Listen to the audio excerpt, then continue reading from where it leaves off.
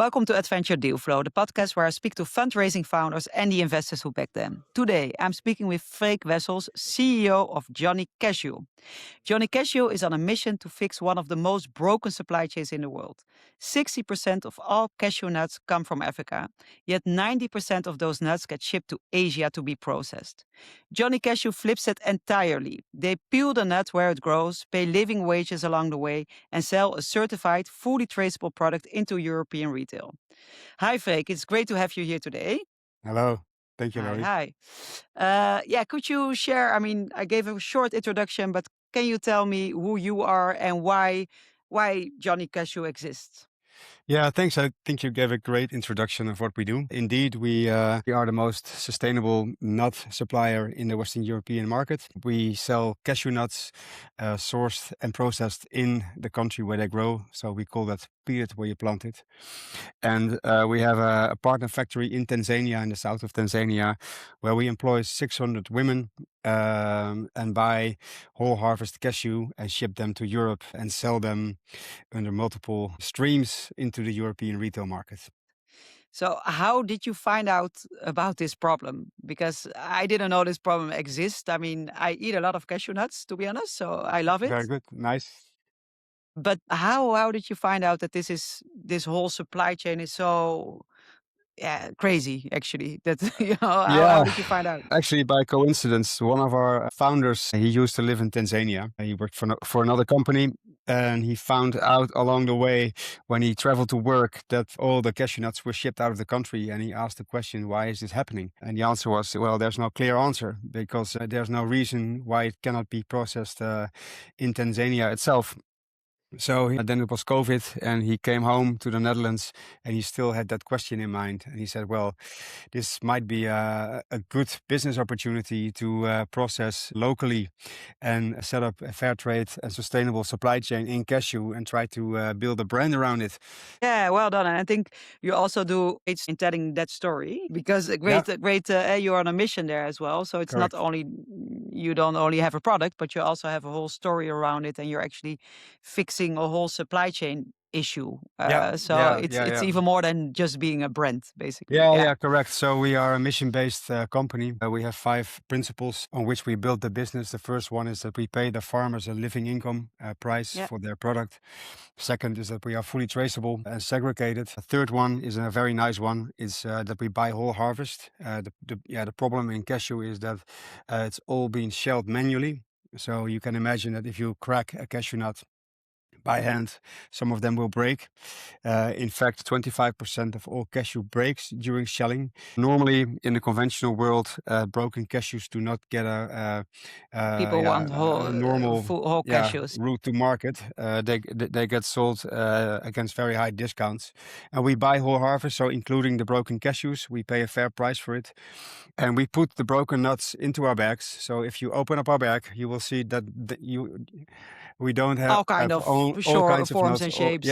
All kinds of shapes, and they taste exactly the same. Very nice. This is the point, right? Actually nobody really looks at them before you put them in your mouth. So in the end, they all taste the same. So, and everything that is too small to put in the bag, we make byproducts of that. For example, we make vegan cheese based on cashew. We sell ice creams together with Gudu. We make a lot of pestos and ingredients for B2B business. So actually, that is a very big business stream for us and a big revenue stream as well for us by selling broken nuts and create value around a thing that used to be waste. You were saying the principles. I think you were at the third one. Yeah. So we had whole harvest, we had traceability, we had fair price. We also do a lot of social projects around communities of farmers and also in the processing factory. We have just started the social sustainability fund exercise. It's a big project where we learn the factory workers to read and to write. We train farmers for good agricultural practices. So that is something we do with a lot of subsidies from the Dutch government to strengthen the supply chain and to build future impact for farmer communities and also in the factory. Grow our business like with 40% per year. That does not mean that we also have to grow the farmer communities at the same pace because they can deliver more supplies to us. We work together with like 1,200 farmers in Tanzania. And we recently also opened a direct supply chain from Ivory Coast. This is not a fair trade certified supply chain, but a Rainforest Alliance certified supply chain. And we work with now 1,000 farmers in Ivory Coast. So that's quite a big farmer community, and it's still growing. Yeah, because I can imagine that once you are growing, of course, that you need your supply to keep up with that. Yeah. So in order to do that, then you're actually going to tap into different markets also in Africa where you see, okay, we can add value there and we can still, obtain cashew nuts from there. Is that how you are working then? Yeah, correct. So we Yeah. have a long-term business relationship with our processor in Tanzania, and they are able to grow with us because they have strong investors behind them. So they are expanding capacity and still working with farmer communities to make sure that we have enough supplies. That's not really difficult because we pay a fair price for the product. So the farmers are happy to supply to us. But we also set up a supply chain in Ivory Coast, and we did that because we see a market tendency that big retailers also would like to have Rainforest Alliance certified cashew. And since our processor and farmer community in Tanzania cannot supply Rainforest Alliance, we are sourcing now from Ivory Coast as well to meet market demand. Okay, so I understand how you started at Johnny Cashew. So that was one of the founders that saw this firsthand in Tanzania. Can you share a bit about the founding team, about your whole team basically? So who is who in your team and who's Yeah. doing what? Yeah. So basically, the company was founded by two guys, two friends. They met somewhere in China, and then they worked across the globe. They met each other again in Holland because of COVID. And then Hayo, one of the founders, told his friend Roel about this problem. And they said, well, we're going to crack the chain. Let's try and to set this up. Then they met George and Maria, which are the founding partners of Mama Cashew, which is the processing plant in Tanzania. So Maria and George, they set up the factory. Roel and Hayo set up the whole value chain from Tanzania up to Holland. And then they had this value chain with no volumes. So they needed to sell. And then they met people from Lidl on a party, and they said, well, we are looking for sustainable cashew. Can you supply? And then they said, well, cool. We can do that, we think. But we need money to do pre-financing and to set up a business. And then they called me. I used to be CFO of Tony Chocolonely. I was that for 7 years almost. And they rang me and they said, well, can you help us in a project to get some investors on board? And I said, well, that sounds like a nice project. So I went for a coffee, and the coffee went over to a beer. One beer went 2 beers. And then finally I said, well, I know a very good investor, and it's going to be myself. I can bring in the money for the first runway, and I can also bring my experience from Tony's. I was a CFO, but I also learned a lot about impact principles and how to market them and how to set up a nice brand. So I have learned a lot from my former colleagues, of course. I was able to look in the kitchen for a very long time. So then we made a deal. So I'm the angel investor. And then we started to build the company, both on the front side. So nice packaging, nice flavors, a good marketing story, but also the back office. So I built a whole infrastructure with systems, processes, and get some financing agreements in place. And so we started building the company, and I hired some good people from my former employer who understood how to sell and how to activate an impact product. Yeah, and how to So work for such a brand as well, yeah, I correct. think. You have to live Yeah, it, you have to feel it, and you yeah. have to own it. So that's how we build it. And we are a fast-growing company at the moment. The brand is going faster than we could expect, growing with like 50-40% per year. We have a run rate of like 4.5 million at the moment. We are in the market with the brand for, I think, 2.5 years now, since the first launch at Albert Heijn. And we just rolled out to Germany at Rewe, and we're going to launch at Edeka very soon. Last week, we launched at Waitrose in the UK. And we do also a lot of export with Van Tol in export markets, which are not strategic market for us. For example, Australia and a lot of countries far away. So we ship like pallets and containers. So we are slowly building the brand and building the revenue side. Well, slowly. We are.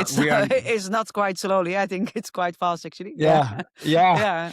I think you did a Uh, lot of things in this it yeah. is a short period of time to and build a whole supply chain Yeah, and build a whole brand, and then correct. have also different revenue streams, different models Yeah, around it, yeah, and then also in different countries. So I yeah, think there's a yeah, lot of yeah, yeah. different elements ongoing. So I think it's actually it's going quite fast Yeah, in yeah. a It's short not a period of job; it's time. a way of living, Yeah, actually. And yeah, but I yeah. like it. We have a nice team, and we have a lot of fun here in the office. And it's really nice to work on something that is really making an impact. It doesn't feel like a job. It feels like, as I said, a way of living. In the end, we are very proud of what we have set up so Yeah. far. Yeah, great story, great mission. A little bit about your business model, Yep. because you said it yourself. So you have the different income streams, right? So you have your own brand, you use your upcycled byproducts, and you have private label, right? Yeah. So you have the three streams. Yeah. How much focus is on each stream, and how do you see that developing going forward? Let's say. Well, it differs. It differs by time. I think that in the beginning we put a lot of work into the brand, the narrative, getting it right, getting the packaging size right, getting the right flavors in, getting the right customers in. Yeah. But now we have the right product market fit with the coated versions. And we have a lot of chocolate coated cashews, Yeah. and Because that seems. how many SKUs do you have? Let's say your own brand. Um, I think maybe effectively 15. So we have 25 grams, we have 100 grams, we have a lot of flavors, and of course the raw and the salted versions. But the main SKUs is the big retail SKUs. That's the coated club. So milk, chocolate, cinnamon bun, and now we have the caramel mixed with almonds for the first time. And to be honest, that is not really taking us much effort at the moment because this product market fit seems to sell in to big retail quite easily. Now we have to focus on building rotations, but building up distributions is going quite easily at the moment. And now we have to focus on selling more bags per week per store. Yeah. So that's the reason why we are doing a fundraiser at the moment to get some marketing money in and to get some sales support money in. And the revenue stream of private label is a bit of a headache for us sometimes because that's not so predictable. Sometimes big orders come in and sometimes you expect an order to come in and it comes And it later. doesn't. Yeah. Yeah, and then it doesn't. But in the end, we're meeting our targets always, and it always comes in, but the moment it gets in is always very unpredictable. So that Yeah. means So that it's also sometimes, difficult to set your targets, right? yeah, correct. And To that has count on that effects on the revenue. whole production Yeah. planning and the whole Of course. Yeah. financial cash flow Yeah. management, et cetera, et cetera. And Yeah. since these are large volumes, the peaks in your whole business cycle are very huge, and that gives some headache in financing or in production planning or supply chain things. And the funny thing is that the upcycle stream, the byproducts, this is going really fast at the moment. So we started with Gudu making ice creams. Then we started to make vegan Parmesan cheese, which is a very interesting business for us at the moment. We have two flavors. One we sell at Lidl, and the other one we are talking to a very big client at the moment. And the other thing is that we also sell bits and pieces to large B2B players, such as Signature Food and BZF Food Group. And they make Hmm. all kinds of pestos and ingredients. And the first thing we encountered when we started this whole harvest principle is that it was a problem for us because we bought the whole bits and pieces for a fair price, very expensive. We didn't have a customer. So I had a balance sheet with a lot of bits and pieces on it, which could not be sold. And now we have set up this business and it's going really fast. And it's also against good margins for us. So yeah, that's also an interesting business. Because how would these players get those cashews normally? Then they would get let's say the full cashew then, and then make the pesto out of Yeah, it. or they buy Something it like. against very low prices. Yeah. Yeah. But now every B2B player is also thinking about sustainability and Yeah. wants to have a Okay. story around it. So no Yeah. waste and a fair price that makes it interesting for them. And yeah, we can supply that. And within retail, so how many stores are you setting now? And so how Yeah, well is your distribution at the moment? And also, how is it going, let's say, because I think everyone is experiencing this issue, right? Retail margins and yeah. things like that. So I can imagine there's also a lot of focus on that. I mean, you don't have Mhm. to say numbers, but more like Are you going into the right direction there, or is that Yep. like a day-to-day struggle for you? Yeah. So I think over the last 2 years, we've built full distribution in the Netherlands. So we are in every big retailer. For example, Albert Heijn has 1,200 stores, and we are in like 800 stores. So that's not 100% distribution at Albert Heijn, but we are at every big retailer. And we are now building towards international expansion. So we built this with very low marketing budgets and also very little sales support. So no second placements, only 1 or 2 promotions per year, while the industry average is around 5 to 6 promotions per year. But we didn't have the money to do that. But without having that marketing and promotion budgets, we've been able to build this and become the fastest growing brand in the nut category, outperforming everybody in the competition. And so we also see in the data, we buy Nielsen data, that every time that we do a promotion, we see the base sales going up. So we are convinced that by increasing promotions and increasing promotional activities around the whole shelf, that we can further build the rotation. So the amount of bags we sell at Albert Heijn per week per store. And that's of course the reason why we are now looking for fresh money. We have set up the company, it's stable, it's ready to grow, and now we need some growth money to accelerate basically. And we're gonna put it into marketing, we're gonna put it into MPD, and we're gonna do a lot of sales activations and more promotions, so we can grow from our current rotation to make sure we can double it. And if we double that rotation, we also can increase our distribution in the Netherlands and also easily sell it into new markets. So that's the strategy. Yeah. Okay. So, yeah, in terms of your focus is then basically more the retail area, and then of course, let's say using the upcycled byproducts, right? So I think Yeah. those are the focus, and I think the private label is just like you said. Okay, it's very difficult to steer on that. So I Yeah. think those are the two big ones. One question I have is, I mean, so you did everything sort of organically almost, so far in Yeah. the retail, building your brand and stuff. How did you manage to do that? So Yes, I think we have built this not by showing a nice packaging, but by purely focusing on the value chain we try to change. So we are telling a story that nobody has ever heard. Oh, is there a story to tell about a fucking cashew nut? Yes, there is. There's a broken chain, and there's a strange detour, and everybody says, "Oh, I didn't know that. Tell me a bit more." And we constantly focus on telling that story, and by telling it in a way that is funny and also have a nice packaging, people say, "Hey, I want to listen to that story," and these guys have a story to tell. So that's how we build it. And of course, we use a lot of things that we have learned, me and the team, while working for our previous employer, Tony's Chocolonely. And it's not the exact playbook, but it's similar. We are based on the same principles: fair pay, traceability, taking care of the whole communities in the origin. We are telling an impact story in the same way as our biggest example, Tony's, does, of course. And it has a lot of similarities, not only in impact principles, but also a little bit about in colors, in the way we yeah, the present branding, ourselves, the and branding itself. And I think it's not only. I mean, I think a lot of people don't only buy you because of the impact story that you no, make, but also just because they like, yeah, they like your product or yeah, your branding, correct. and Yeah, oh, yeah. by the way, there is also this It's impact nice. story. Yeah, yeah, and Yeah, it's nice. but yeah, so I think that makes you also a winner in that sense. I think also the Yeah, same yeah. for So Tony consumers Chocoloni. don't buy for sustainability reasons, maybe 5% or 10%, but that's max. They buy because it's tasty, it's nice, it tastes well. That's reason number one. And then, of course, it has to look nice.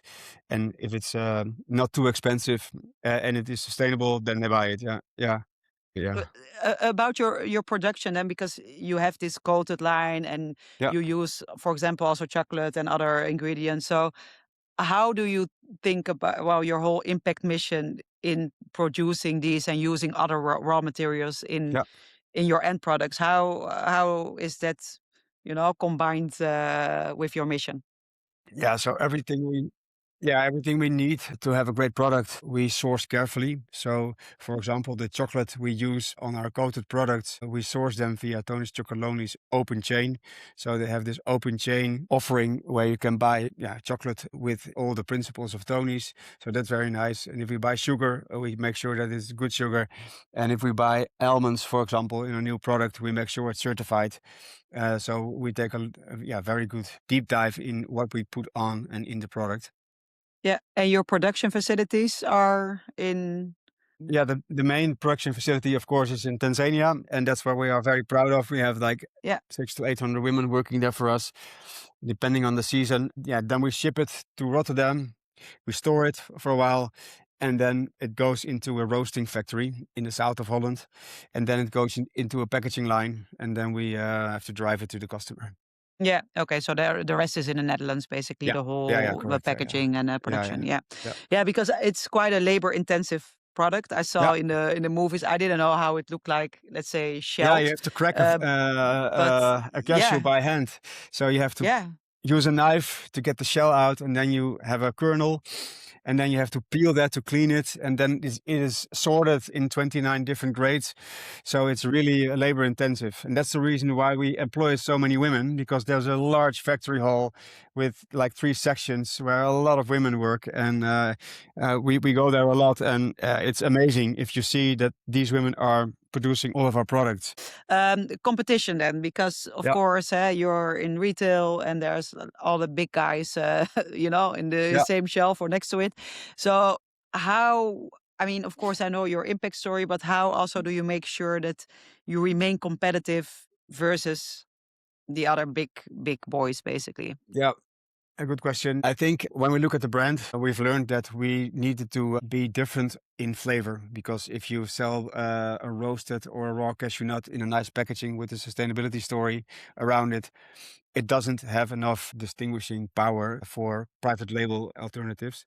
So we needed to change our flavors to something that is more different than the private label offerings. So we try to outperform competition by innovations, tasty innovations, crazy innovations. But of course, we have to take a look at the price. And if you have a different product, then you can also ask a different price. We can do that in the brand, but for private label business, we have to be very efficient in the supply chain to meet customer demands in terms of pricing. We have one advantage, and that is that we are the first mover in the sustainable cashew world. So we are in a world where big retailers have to comply to all kinds of laws and regulations. For example, CSRD, CSDDD.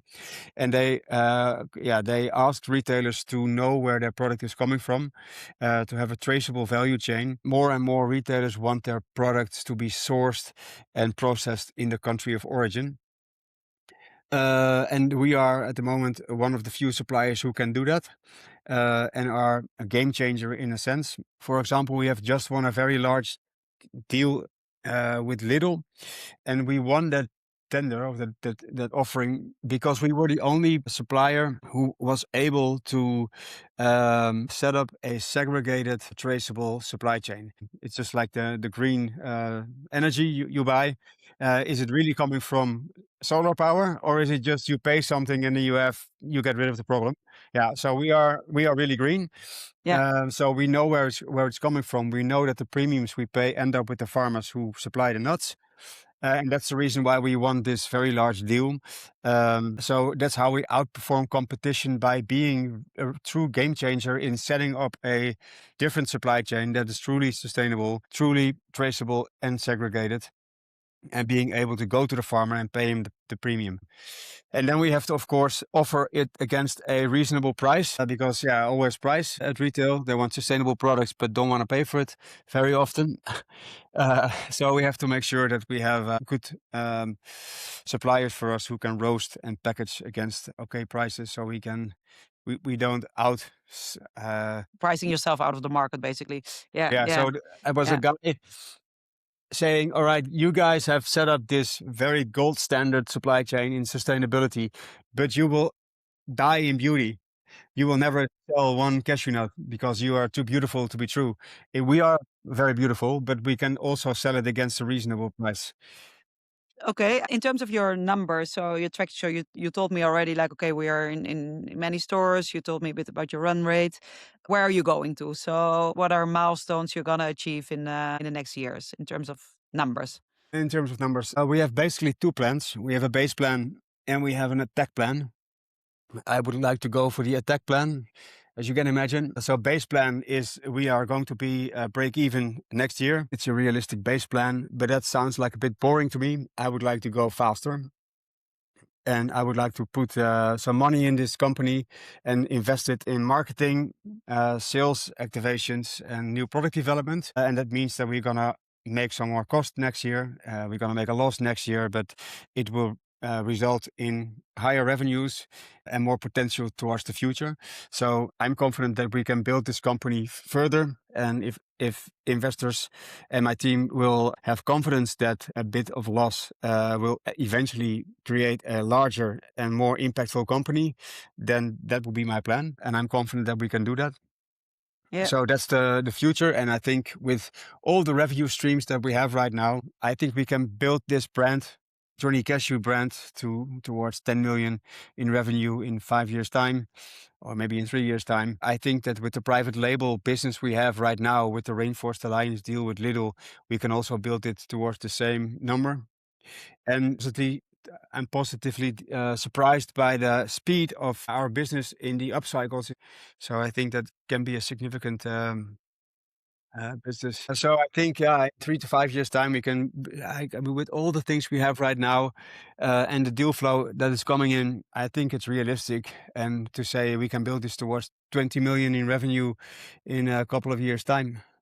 And which markets? Because you said already, okay, you are actively targeting now, of course, the Netherlands, Germany, and now UK. What other markets are there in the pipeline? Now we focus on Germany and the UK. That's where the customer is for us, and it's nearby. And I've learned that setting up a business abroad also requires a lot of time and effort. So we're going to focus on these two markets. And I think that the size of the market in Germany and UK is big enough to meet that 20 million target. And of course, we do business with all kinds of distributing parties across the globe, but we don't do sales support. We don't do marketing. The Netherlands, Germany, and the UK is focus markets. And we really would like to roll out that Rainforest Alliance certified thing within private label, within the private label world. Yeah, and these are large volumes, and so we make big impact with large volumes. And you also said you would like to use the funding for new product development. Yeah. What kind of products do you have in mind? We have an assortment strategy. We have single cashew, so a bag with only cashew. We have now made the first step towards mixed packaging, which is cashew combined with other nuts. So this is cashew, this is almond. So, and we try to broaden that range. The single cashew market is too small for a brand, so we need to Expand that. I make a joke every now and then. I say I want to build the Tonys in the nut market. So then you need to come up with like crazy stuff and include all kinds of funny things. Yeah, the name Johnny Cashew, is someone called Johnny somewhere, No. or is it just okay? Okay. Yeah, it sounded good, and I think that of course it's Johnny Cash, but I don't know. It's funny, and I think that there's a reason behind it, because I think that the founders, they looked at Tony's and Johnny, so they wanted Okay. to So have a there already connection. was like the okay. And I No, really okay. like it. Yeah, no, me too. But just Yeah, wondering, maybe Johnny there is Cash. also Yeah, Johnny somewhere. No. All right, about your funding round, and you Yeah, already explained what you are gonna do with the funding. yeah, How much are you raising at the moment? yeah. How are you funded so far? So I did the first investment 5 years ago. It took us 1.5 years to spend that, and then I needed fresh money. So I was happy to be able to find two investors. One is Goeie Grutte. The other fund is People, Planet, Profit, which is basically also a nice, impactful fund. So these were the two next investors. And that money is spent right now. So now we are in the market for officially 1 million, but our plan is to raise more, 1.5, to be really future proof and to be able to finance our plan. Your 10x question shared already all your environmental and your social and all the impact that you're making. But can you tell me in one sentence, why are you 10 times better, more impactful than But the alternative? yeah, I don't think that there is an alternative because there is no other sustainable nut brand in the market. It is going to be the future. So we are a first mover, game changer. We can do this with cashew. We can do this with all kinds of nuts. So we are going to change the nut category. And why we can do this is because we have a team that is motivated and intrinsically driven to work for a company like this. We've proven it in the past. So if you want to invest in sustainability and you want to invest in nuts, you have to be with us because we are the game changer. Thank you very much, Freek, for sharing your story and, of course, the story of Johnny Cashew. I think if you want to hear more, go to johnnycashew.com. Reach out to Freek, reach out to us in case you're interested in investing. So thank you very much. This is Johnny Cashew. My name is Laurie Lancee. This was AtVenture DealFlow, and see you at the next great deal.